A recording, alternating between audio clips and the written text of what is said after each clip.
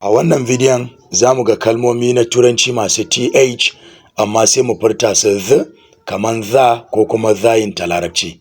Misali kalmar uwa, mahaifiya, mother, kalmar mahaifi, father, kalmar ɗan uwa namiji, brother, sai kalmar tare, together,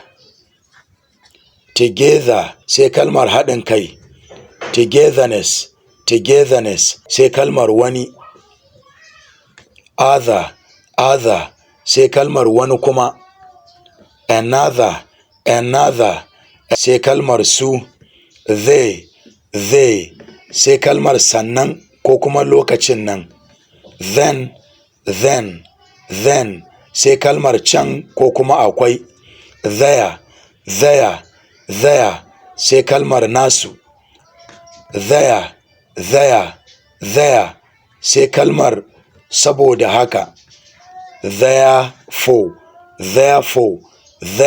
sai kalmar duk da haka, though, sai kalmar maimakon, rather.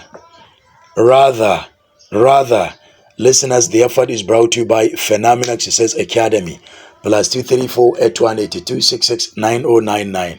Mai magana sa Bakano the consultant. Allah albarkaci lamuran mamin. Love you, bye for now.